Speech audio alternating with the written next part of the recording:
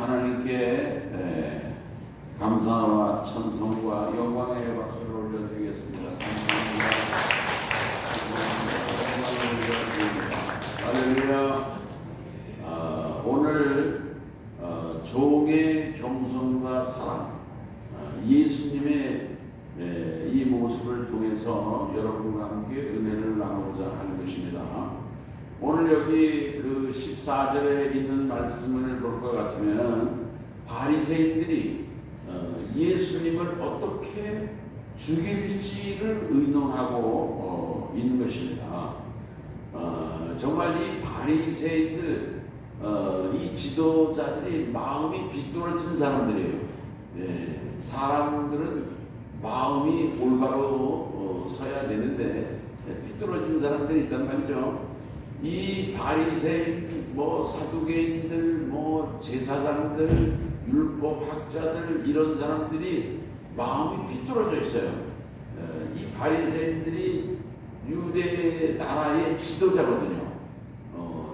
정부의 지도자고 또 그 당시 유대 교회의 다 지도자고. 그런데 이 사람들은 예수님이 아무리 선한 일을 하고 예수님이 악한 일을 하는 게 없어요. 예수님은 다 아픈 사람들 병 고쳐주시오.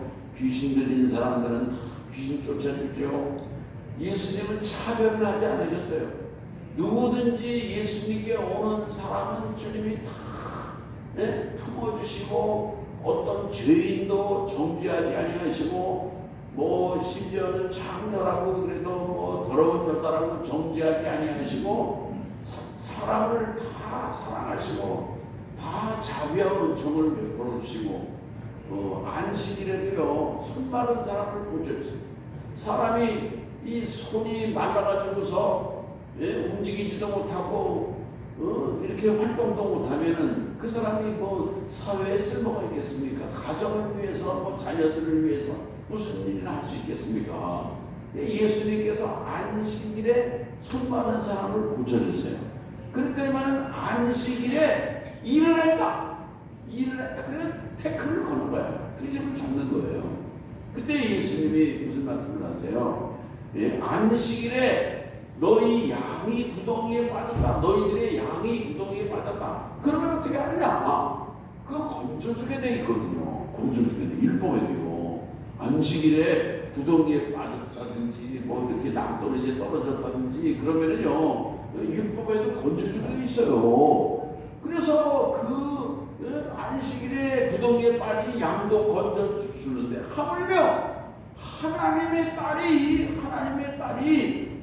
지금 말이지 손이 말라가지고 비틀어져가지고 움직이지도 못하고 쩔쩔매는데 그걸 고쳐줬는데 그걸 잘못했다고 일을 했다고 시비를 걸어가지고 태클을 걸어서 예수님을 어떻게 해서든지 죽이려고 했다는 얘기예요. 그러니 예수님이 얼마나 힘들고 고통스럽고 해주십니까?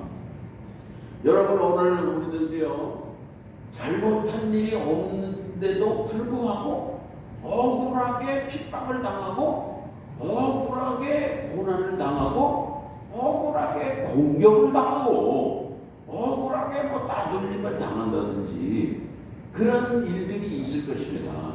그러면 그렇게 억울하게 당할 때 어떻게 하면 좋을까? 오늘 우리들은 예수님의 모습을 통해서 배울 수가 있는 것입니다. 예수님은요, 누가 예수님에게 비판을 하고 귀신을 쫓아내면 심지어 귀신의 왕 바알세불을 힘입어서 귀신을 쫓아낸다고까지 말을 하거든요. 말도 안 되는 얘기를 했잖아요. 그랬는데 오늘 예수님께서 그들을 대적하지 않았어요. 오늘 우리들도 누가 무슨 시비를 걸고 핍박하고 힘들게 하면은 사람들이 혈기를 부리거든요. 나는 힘이 없는 자라, 주먹이 없는 자라 그러고요. 예수님은 그렇게 하지 않았어요. 오늘 우리 성도들도 예수님처럼 행여 억울하게 핍박을 당하든지 고난을 당하든지 할 때 예수님처럼 어떻게 하냐면 기도하신 거예요. 할렐루야. 기도해야 돼요. 쉬지 말고 기도하라고 했는데 오늘 우리가 애매하게 고난을 당하면은 베드로 2장 9절에도 그랬습니다. 그 애매하게 이를테면 고난을 당해도 하나님을 생각함으로 슬픔을 참으면 이는 하나님 앞에 아름다운 것이다. 아멘. 오늘 우리들이 신앙생활을 하는 것 때문에 핍박당하는 사람들도 있어요. 교회를 다니면서 뭐 이렇게 왜 교회를 이렇게 열심히 다니느냐 해가지고 핍박당하는, 그럴 때 어떻게 해요? 그냥 믿음으로 기도하면서 참아야 돼요. 이게 하나님 보시기에 아름답다는 것입니다. 아멘.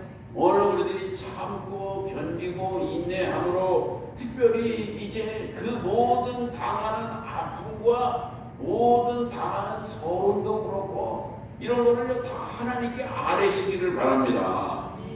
기도를 해놓으면요, 그것이 조건이 돼가지고 마귀 역사를 물리치는 하나님의 능력으로 나타나게 되는 것입니다. 아멘.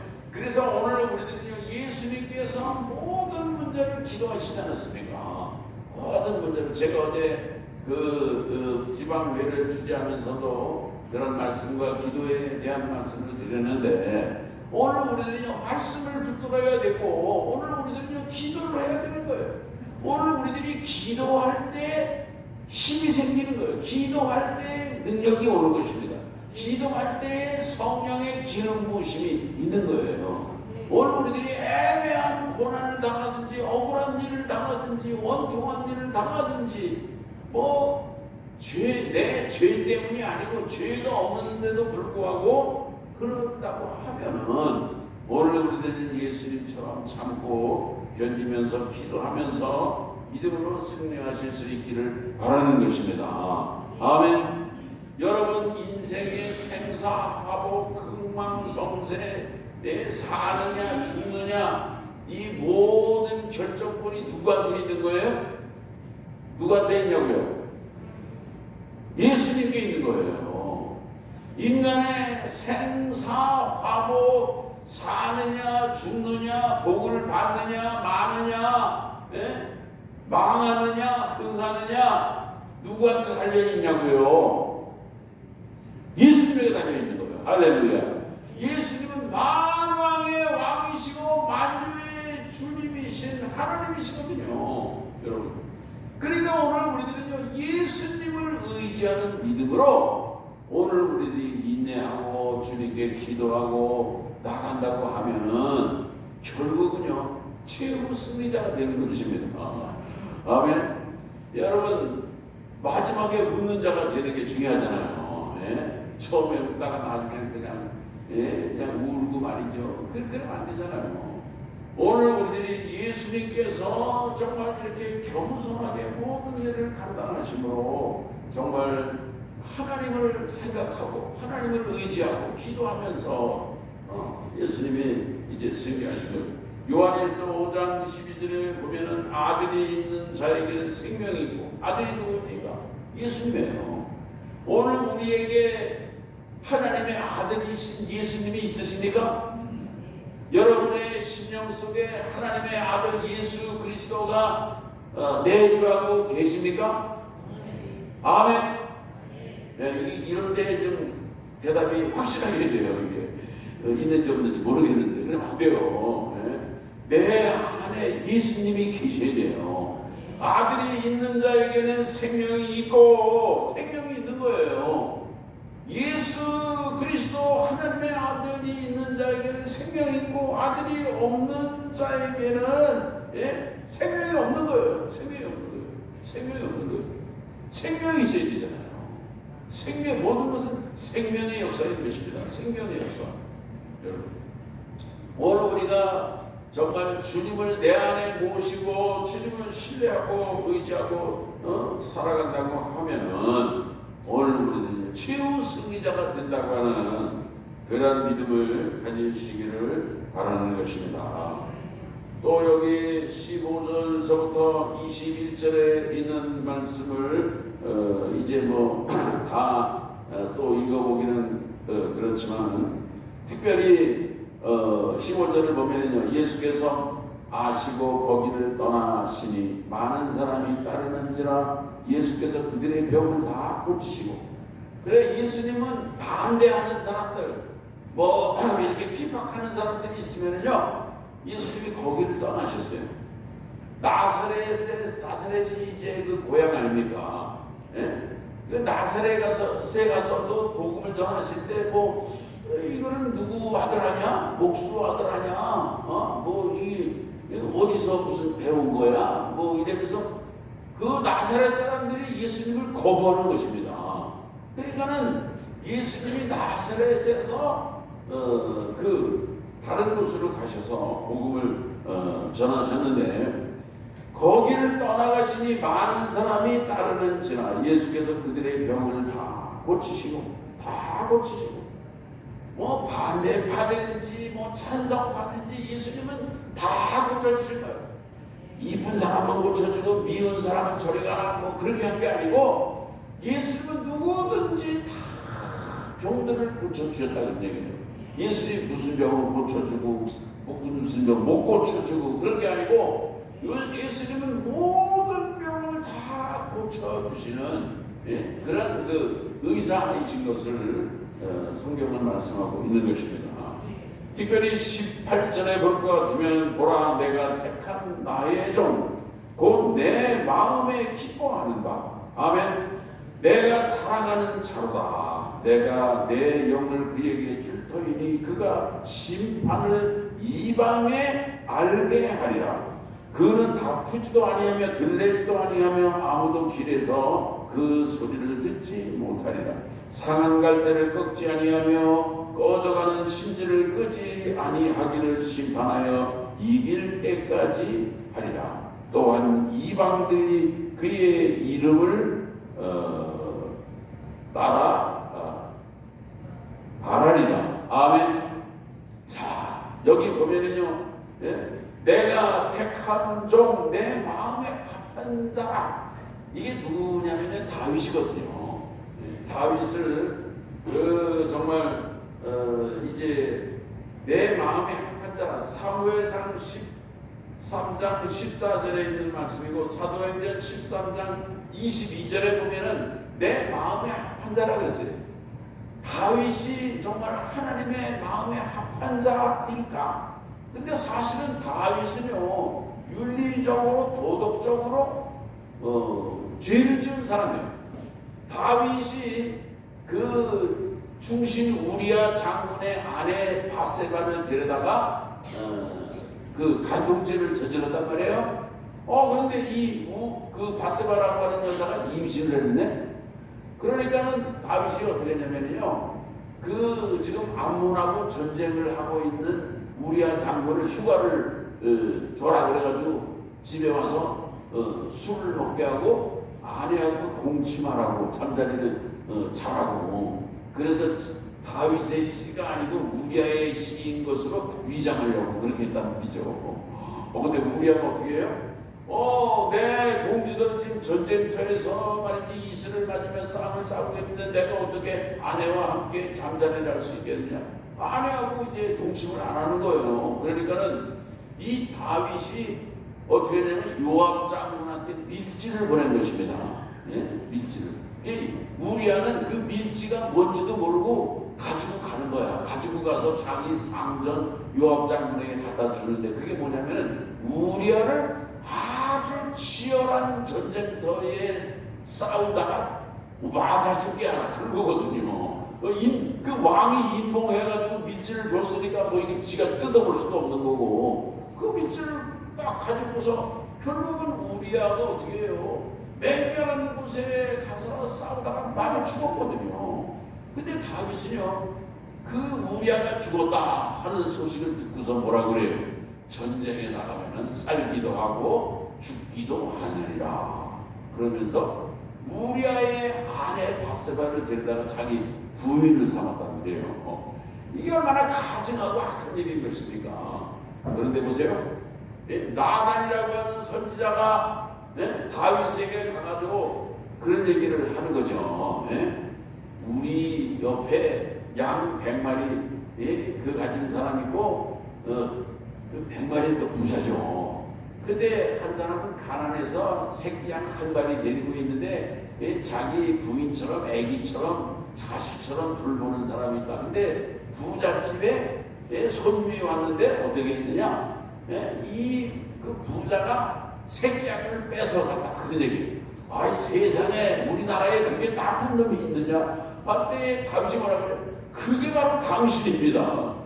당신 왕궁에는 부녀들도 많고 그런데 여인들도 많이 있는데 우리야 이 아내를 빼지 않느냐. 그럴 때에 이 다윗이 어떻게 했어요? 가슴을 치며 회개한 거예요. 아멘. 네 뭐 무슨 연설을 하는 거야 이놈아? 저는 당장 죽여라. 그렇게 하지 않고 자기의 잘못을 통회하며 회개했다는 얘기예요. 그것은 뭐냐면요, 하나님의 주권을 이 다윗은 항상 신뢰했다는 얘기예요. 오늘 우리들은요 늘 하나님을 두려워하는 그런 정말 가운데 살아갈 수 있기를 바라는 것입니다. 우리가 살다가 행여 뭐 잘못할 수도 있고 실수를 할 수도 있고 범죄를 할 수도 있어도요, 그때는요 회개해야 돼요. 그게 종의 모습인 거예요. 우리가 주인이 아닙니다. 우리가 상전이 아니에요. 우리는 주님의 종으로 인생을 살아가는 것입니다. 할렐루야. 창세기에 보면요, 하나님께서 아담과 하와를 축복하셔가지고 얼마나 많은 복을 주셨는지 몰라요. 근데 아담과 하와의 잘못이 뭔지 아십니까? 아담과 하와의 잘못은요, 자기들이 주인이 되려고 한 거예요. 자기들이 하나님처럼 똑같아지려고 그렇게 해서 선악과를 향한 것입니다. 아담과 하와는 회개했다고 하는 얘기가 없어요. 하나님 앞에 잘못했다고 굴복한 그런 얘기가 없는 것입니다. 그러나 다윗은 큰 범죄를 저지르고 간통죄를 저지르고 심지어는 살인죄까지 저지르는 사람이지만은, 그러나 이 선지자의 그 나무람에 통회하며 참묵하며 얼마나 회개를 했는지 몰라요. 그런 사람을 가르쳐서 하나님은 뭐라고 하십니까? 내 마음에 합한 자. 아멘. 오늘 우리 성도들께서도 내 마음에 합한 자가, 오늘 우리들은요 도덕적으로 윤리적으로 흠결이 없는 무음에서가 아니라 약점도 있고 실수도 있고 오점도 있고 잘못하고 부족한 점도 있음에도 불구하고 오늘 우리가 주님의 주권을 신뢰하는 그런 믿음의 삶을 산다고 하면은, 보라 내가 택한 나의 종 하나님의 마음에 합한 자라는 그러한 인정을 받으시게 될 줄로 믿는 것입니다. 오늘 우리들은요, 저도 이제 뭐 목회를 한 40년 이렇게 하다 보니까 내 인생을 돌아보게 된단 말이에요. 돌아보게 돼요. 참 40년 세월이 얼마나 정말 빨리 갔는지 몰라요. 목회를 하면서 10년 이렇게 20년, 그래서 교인들에게 20년 목회 사는 얘기, 30년, 40년이 됐어요. 이렇게. 근데 40년 이렇게 인생을 돌아보면서 생각을 해보면은 하나님의 나의 나된 것은 하나님의 은혜다. 그런 고백을 드릴 수밖에 없다 그런 얘기예요. 나 같은 사람은 참 강원도 산골에 형편없는 그런 정말 무지막지한 그런 동네에서 가난뱅이로 정말 태어나서 부모님도 일찍 정말 돌아가시고, 내가 정말 밑바닥에 정말 열심히 받고, 내가 정말 초라하게 공장에 이리 굴러다니고 저리 굴러다니고 가서 배를 타고 뱃놈 생활을, 뱃놈들이 얼마나 쌍소리하고 욕지거리를 하는지 몰라요. 뱃놈들이요 말로 다 못해. 뱃놈들이 쌍놈들이죠. 내가 그런, 나도 똑같은 뱃놈 생활도 하고 그랬는데 하나님이 나를 부르셔가지고 기름 부으시고 말이지, 은혜를 주시고 회개하게 하시고 나를 거룩한 주의 종으로 세우시고 이걸 생각하면은요, 오히려 그 과거의 시련과 고난이 더 아름답게 하나님이 만들어주신 거예요. 아멘. 그냥 밋밋하게 그냥 뭐 평탄하게 살아온 인생은 내가 할 말이 없어요. 제가 할 말이 없어요. 그런데 돌아보니까 이런 것도 다 하나님의 은혜고 저런 것도 다 하나님의 은혜고 그때 고통을 당하고 그때 고난을 당해서 내가 하나님이 나를 연단시키고 하나님이 나를 만드셨구나 하는 걸 생각하면은 모든 것이 다 하나님의 은혜인 것을 깨닫게 된다 그런 말씀인 것입니다. 예수님의 모습은 겸손한 모습이에요. 예수님의 모습 속에서 배울 수 있는 것은 겸손입니다. 예수님 뭐라고 하십니까? 나는 마음이 온유하고 겸손하니 수고하고 무거운 짐진 자들은 다 내게로 오라. 오늘 우리 교회와 주의 종들은요 겸손해야 됩니다. 어제 우리 장로님들 안수식이 있었어요. 안수식. 내가 그래서 겸손하라고 얘기했어요. 모세를 보좌한 아론과 후리은 누구냐면 모세가 동생이거든요. 동생이 모세가 사실 맨 말지예요. 말지. 아론도 형입니다. 그런데 아론이 보좌하잖아요. 모세를 도와주잖아요. 예?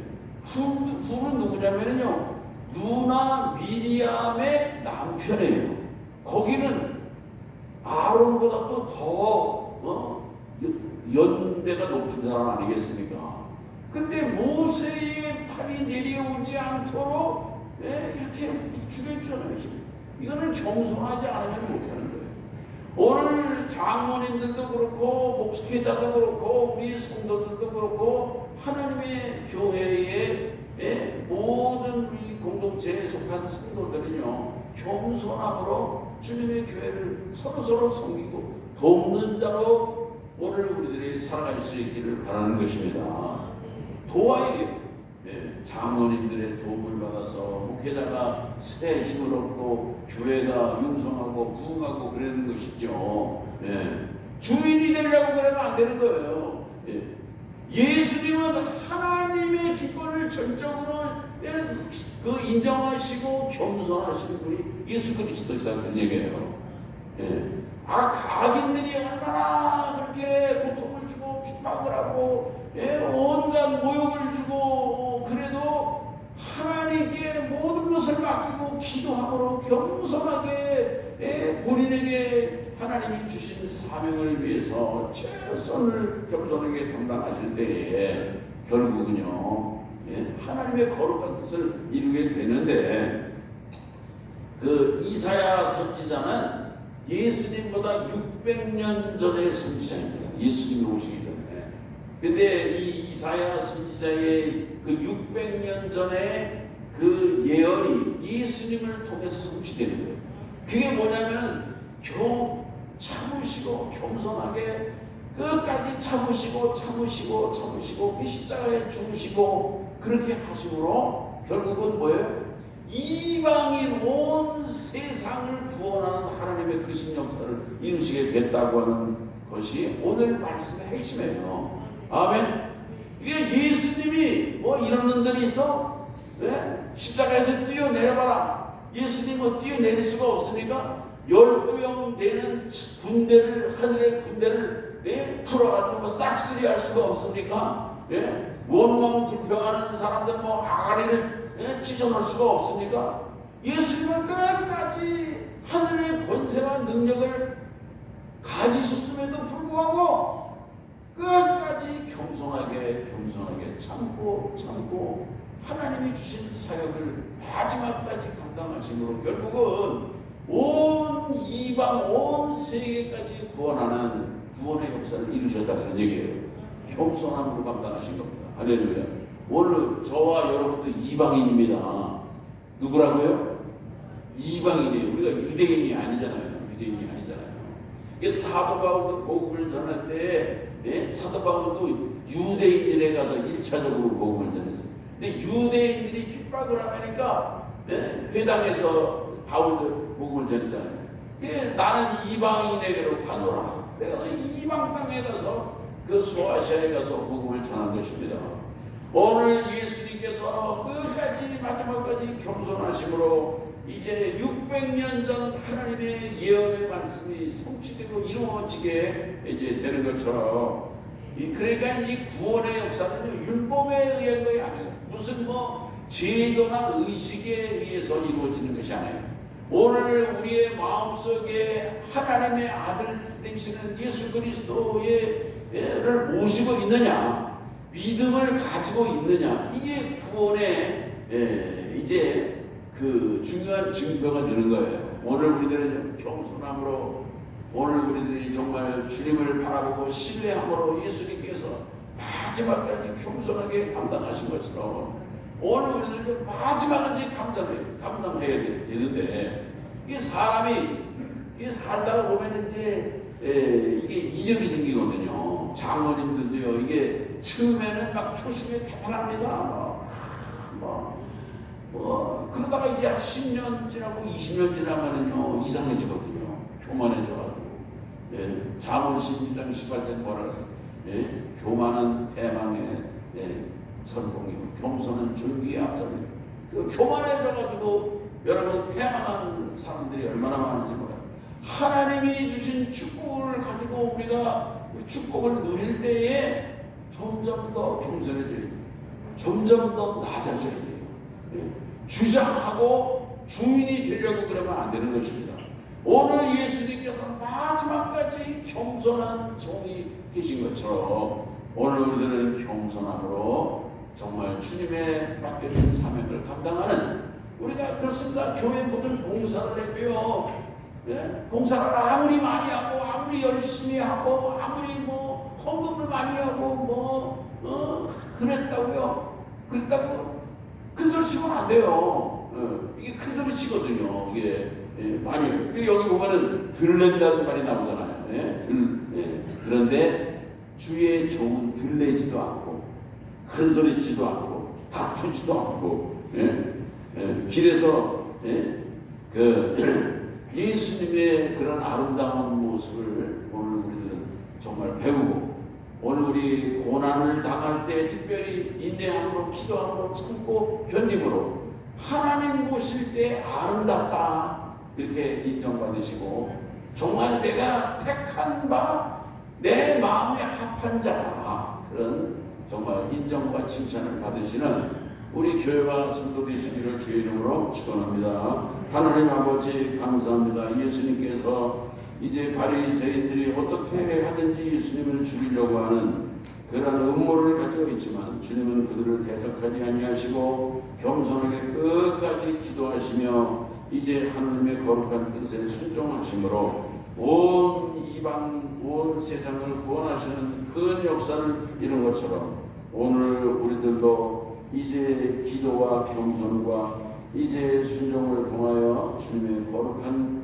이제 영광을 드러내게 하여 주옵소서. 예수님의 이름으로 기도합니다. 아멘.